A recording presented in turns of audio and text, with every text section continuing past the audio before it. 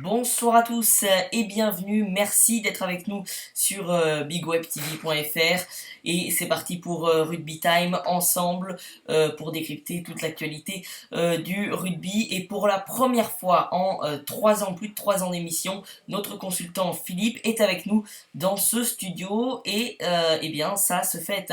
Bonsoir Philippe. Bonsoir Martin. J'espère que tout va bien. Oui, tout va bien. Voilà, effectivement, Philippe qui est donc dans ce studio pour, comme d'habitude, revenir sur toute l'actualité du top 14. Alors justement, pour le programme de ce jour, on parlera de top 14 uniquement, puisqu'il n'y a pas eu de Pro De D2 ce week-end. Et on va donc tout de suite commencer, sans plus attendre, par les résultats de top 14. Ils s'affichent sur votre écran. Et on commence par le Stade français qui s'est imposé face à Bordeaux 37-23.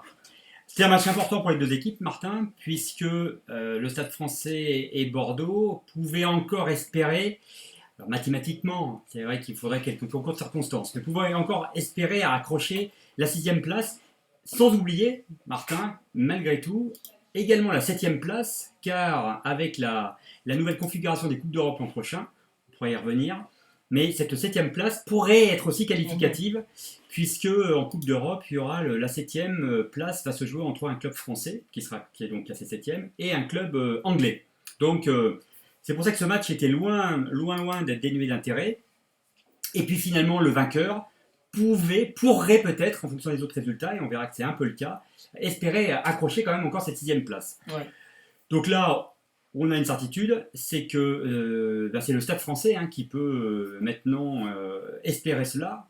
Pour Bordeaux, les carottes sont un peu cuites, d'autant que le Stade français a pris le bonus offensif, ce qui est quand même un avantage certain, et revient un petit peu dans les talons de Toulouse. Et c'est vrai que ça nous laisse encore du suspense pour cette dernière journée. Sur le match, on a vu une très très belle équipe du Stade français qui a crânement joué sa chance, qui très vite a su faire la différence vis-à-vis d'un Bègles Bordeaux qui là commence un petit peu là maintenant à, je dirais, marquer le pas. C'est vrai que ils sont pas complètement habitués à jouer ces derniers matchs de phase finale. Bon, ça a un petit peu coincé pour Bordeaux. Malgré tout, ils auront fait une belle saison. Et pour le Stade français, tous les espoirs sont encore permis. Et on attendra la semaine prochaine avec grand intérêt parce que le prochain match, Martin, du Stade français, c'est à Toulon. Biarritz face à Brive et la victoire de Biarritz 19-13. Une victoire pour l'honneur, j'ai envie de dire, et surtout pour le cadeau d'adieu des internationaux. Des internationaux et puis des joueurs un peu emblématiques de Biarritz. Je pense bien évidemment à Damien Traille qui va partir en Pro D2. Je pense à Yashvili qui va arrêter sa carrière, il l'a dit. Est-ce qu'il va vraiment l'arrêter, Martin? On le verra, on le saura. Mais bon, en tous les cas, il l'a annoncé. Et puis Harry Nordeki qui n'a pas encore décidé de ce qu'il allait faire. Je pense aussi à Lesbourg qui va partir, donc des joueurs quand même assez emblématiques de ce club. Voilà, c'était une façon de dire au revoir à leur public. C'est bien, au moins que Biarritz joue le jeu jusqu'au bout. Pour Brive, au moins ils ont validé leur ticket et ils sont sûrs avec le point de bonus défensif qui ramène de Biarritz de pouvoir rester dans l'élite, dans le top 14. Et ce qui est de justice, on l'a souvent dit pendant toute la saison, Martin, je trouve que Brive a amplement d'abord mérité sa place dans ce top 14 et encore une fois a prouvé qu'il avait la dimension de pouvoir continuer l'année prochaine. Donc je suis très content pour nos Corésiens et on espère aussi à la semaine prochaine que malgré le fait qu'ils soient qualifiés d'office, qu'ils vont jouer le jeu jusqu'au bout, car ils reçoivent Oyonnax, et on en parlera également, Martin, autant dans le haut du tableau, bon, les choses se dessinent, mais il y a encore un petit peu de suspense, mais dans le bas du tableau, on peut vivre des choses, rien n'est encore acquis, on peut vivre des choses assez dramatiques, entre guillemets, bien sûr. Un match nul, Philippe, 21-21 entre Grenoble et Bayonne. Oh là là, un match nul extraordinaire, arraché, on va dire, par les Bayonnais dans la toute dernière seconde. Alors, certainement, l'expérience des Bayonnais de ces matchs toujours à coup près pour éviter la descente a joué en la faveur de Bayonne parce que ça fait au moins depuis 3 ou 4 saisons que Bayonne lutte tout le temps jusqu'à la fin pour éviter la relégation. Et bien peut-être que là, l'expérience a joué. Pour Grenoble, Bon, et on va dire que ce match nul, c'est le moindre mal. Ils auraient perdu, on aurait pu penser que Grenoble allait se retrouver dans une position bien bien plus précaire. Mais là, avec ce match nul, à mon avis, ils s'en sortent. Même s'ils vont jouer un dernier match à Toulouse, si je ne dis pas de bêtises, Oui. et qu'ils vont, à mon avis, qu'ils vont perdre, parce que Toulouse a trop besoin de points pour assurer la place dans les 6. Je pense qu'on le verra hein, avec les autres matchs et les autres équipes qui sont derrière. Je pense que Grenoble va s'en sortir. C'est pas encore fait mathématiquement, mais ça va être fait. Donc un match nul qui prouve malgré tout pour Grenoble que la fin de saison est très très difficile. Je pense que les Grenoblois ont vite envie de partir en vacances, d'assurer leur place et puis de repenser à l'année prochaine. Mais comme quoi, attention, j'espère que ça va leur servir de leçon. C'est jamais gagné, même quand on part bien. Le top 14 est tellement resserré maintenant qu'en quelques matchs, tout peut s'inverser. On a à présent le Racing Métro qui jouait face à Clermont et Clermont qui a chuté 22-6. Ouais, c'est un peu inquiétant pour Clermont qui devait normalement se servir de ce match pour préparer sa demi-finale hein, la semaine prochaine, contre les Saracens. C'est pas de la meilleure des manières ce qu'ils ont fait, d'autant qu'ils nous ont encore montré des faiblesses criantes dans le jeu. Moi je suis un peu soucieux pour les Clermontois, même si bon, peut-être que inconsciemment ils ont déjà la tête à Twickenham, j'espère en tous les cas. Pour le Racing, 5e succès d'affilée. Donc le Racing assure quasiment là sa place dans les 6. Donc c'est vrai que la victoire était super importante. D'autant que la semaine prochaine, ils ont un match périlleux à Montpellier. Mais en tous les cas, le Racing, elle a pratiquement assuré sa place dans les 6 et montre un état de forme très clair sur ces derniers matchs. Ça sera un candidat sérieux, on l'avait déjà évoqué, Martin, ça sera un candidat sérieux en tous les cas au Brennus. Et nul doute que sur ces Racing Men vont poser des problèmes aux différentes équipes qui vont affronter lors des phases finales. À suivre, Martin. À suivre également Perpignan, Perpignan qui jouait face à Toulon et qui a perdu 46-31. Oh là là, je dirais pas quel drame, mais quelle surprise de voir Perpignan si mal embarqué dans ce top 14. Moi, je ne croyais pas, Martin, si vraiment il y avait une équipe que je ne voyais pas relégable, c'était bien Perpignan. Et là, on le verra avec le classement, il y a vraiment le feu parce que le dernier match de Perpignan, c'est à Clermont. On s'imagine mal Clermont laisser échapper l'affaire, d'autant que Clermont a besoin de points pour pouvoir assurer un éventuel, mais c'est quasiment sûr, barrage à la maison. Parce que si Clermont perdait face à Perpignan, ça voudrait dire d'aller de se retrouver en 5e, 6e position, donc de devoir aller se confronter à un match à l'extérieur, en barrage. Et là, ça devient extrêmement compliqué. Et donc, par voie comptable, on le verra tout à l'heure, Perpignan peut descendre en Pro D2. Alors après Biarritz, ça fait quand même une deuxième bombe dans le rugby français.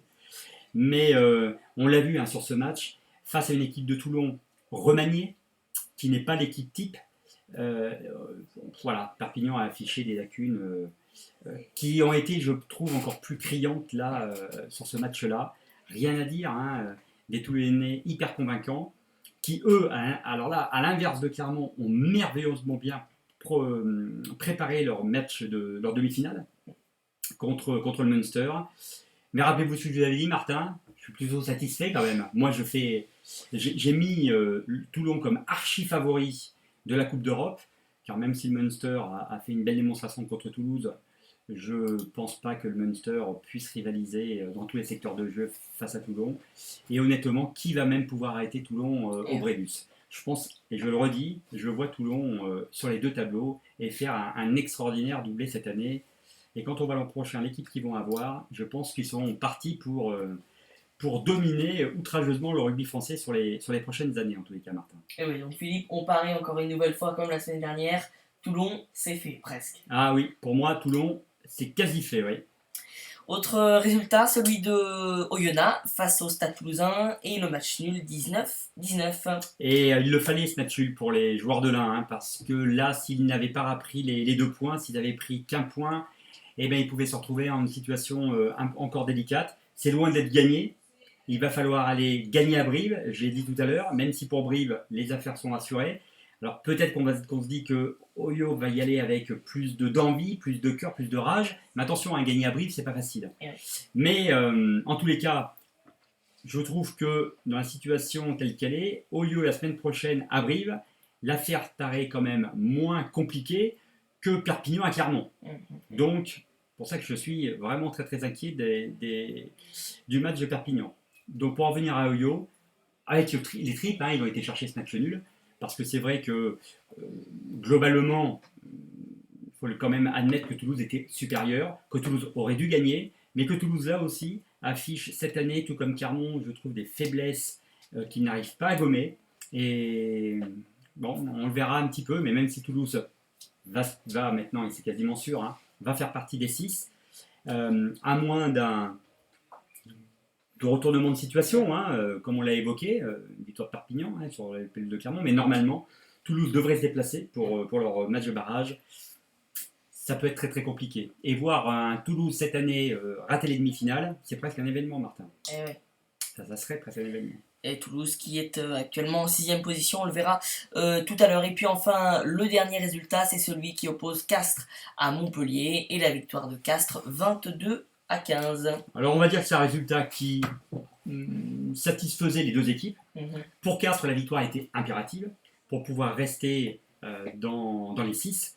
Ils le sont d'ailleurs dans les 6. La victoire était impérative. Ils ont quand même Castres un déplacement compliqué la semaine prochaine à Bayonne, qui a besoin de gagner, qui a besoin de points, puisqu'on a parlé longuement d'Oyo, de Perpignan, mais le troisième club qui est dans une situation inconfortable, c'est Bayonne. Mais Bayonne reçoit. Et Bayonne reçoit Castres. Je pense que Bayonne peut gagner, et même si Castres reprend le point de bonus défensif, je pense que ça serait le résultat que je verrais. En tous les cas, grâce à cette victoire sur Montpellier, Castres a quasiment validé, s'il prend le petit point de bonus défensif, a quasiment validé sa place dans les 6. Il aurait été quand même surprenant, voire inquiétant quelque part, de voir sortir le champion de France de ces 6. Mais là aussi, à mon avis, pour Castres, ils se dirigent tout droit quand même vers un barrage à l'extérieur. Mais bon, au moins ils sont qualifiés sur les 6. Quant à Montpellier, Montpellier prouve quand même son état de forme, parce que Montpellier va chercher un point de bonus défensif sur la pelouse de Castres, ce qui est loin d'être facile, d'être évident. Donc bravo à Montpellier, on le verra. Montpellier est très très bien classé, quasiment avec Toulon. Pour moi maintenant, à moins d'une victoire au Racing, du Racing sur le terrain de Montpellier, puisque c'est le dernier match, que je ne crois pas beaucoup, Martin. Je pense que Montpellier va valider sa place directe pour la demi-finale. Et donc, je vois bien un Toulon-Montpellier passer directement en demi. Et puis, on le verra avec le classement. Donc, du coup, ça nous ferait Clermont-Racing, Toulouse-Castres qui se retrouvera en barrage. Voilà, Martin. Alors justement Philippe, on va maintenant s'intéresser au classement. On vient de décrypter, d'analyser tous les résultats, enfin c'est surtout vous. Et donc ce classement, vous le voyez actuellement, est composé donc de Toulon, premier avec 73 points, Montpellier second avec 71 points. On retrouve Clermont qui est troisième avec ses 69 points, puis le Racing, Castres et le Stade Toulousain. Un peu plus bas, on retrouve en 11e position Bayonne, 50 points, même nombre de points pour Oyonnax, 12e, et également Perpignan, donc 50 points et 13e. Et puis bien évidemment, vous le savez tous désormais, Biarritz est officiellement relégué en Pro D2 avec ses 30 points, Philippe. Voilà pour le top 14, et voilà également pour Rugby Time, qui se termine déjà, parce qu'aujourd'hui nous n'avions que le top 14. Juste un mot tout de même Philippe, la semaine prochaine c'est le retour de la H-Cup. Absolument. Très important. Et puis également de la Pro D2. Et de la Pro D2, parce qu'en Pro D2 il y a encore aussi un petit peu de suspense, moins quand même, Martin. On sait que le Loup normalement a quasiment validé son ticket en top 14. Pour la deuxième place, à mon avis, ça va jouer entre La Rochelle et Pau, c'est ce que j'avais déjà pronostiqué, même si des équipes comme Narbonne vont jouer jusqu'au bout leur chance. Et Agen, pardon, je disais Pau, je pensais plus, Martin, à Agen. Je vois plus La Rochelle, Agen. Mais c'est vrai que je pense que Pau et Narbonne pourraient et vont certainement tout faire pour jouer les troubles faites.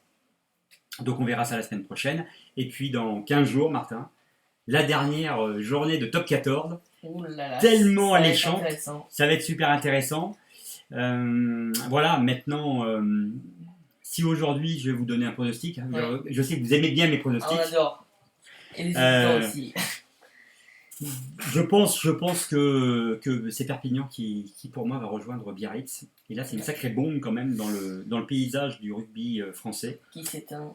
Parce que quand on voit quand même l'effectif de Perpignan, quand on voit les internationaux à Perpignan, si j'ai raison, ça risque de faire un sacré bouleversement quand même. Sachez, hein, Martin, que depuis la naissance du club, jamais Perpignan n'a évolué dans la division inférieure. Jamais. Ils ont toujours été dans l'élite. Donc ça pourrait être ouais. Comme quoi, le rugby, oui, descente aux enfers, Martin, vous avez raison, car ils étaient encore champions de France en 2009. Ouais. Donc oui, une descente aux enfers. Voilà. Alors, le rugby se modernise, il faut absolument sans cesse se renouveler. Trouver les bons joueurs, pas avoir trop de blessés. Mais voilà, c'est de plus en plus aléatoire. On verra, Martin. Maintenant, je vous dis, il faudrait vraiment un succès pour que Perpignan s'en sorte. Pour moi, il faut véritablement soit un point de bonus défensif à Clermont, et en même temps espérer que Oyo ne ramène rien ou qu'éventuellement Bayonne se fasse étrier par Castres et ne prenne pas de points non plus. Mais sinon s'il n'y a pas ces concours circonstances-là, eh bien Perpignan, ouais, pour moi, à mon avis, est en Pro D2. Et pour le haut du tableau, je vois Toulon-Montpellier en demi-finale directement, et je vois bien moi un Clermont-Toulouse, et donc réception de Clermont, et un Racing Castres avec le match à Colombes. Eh bien, dis donc. Super intéressant quand même, Martin. Hein. Oui, on tient tout séparé. Allez. Et on voit tout cela dans 15 jours, dans Rugby Time. Merci beaucoup Philippe, une nouvelle fois. Et puis peut-être qu'on se retrouve la semaine prochaine pour revenir sur la H-Cup et la Pro D2. Avec plaisir, Martin. Bonne soirée à tous et merci. Bonsoir.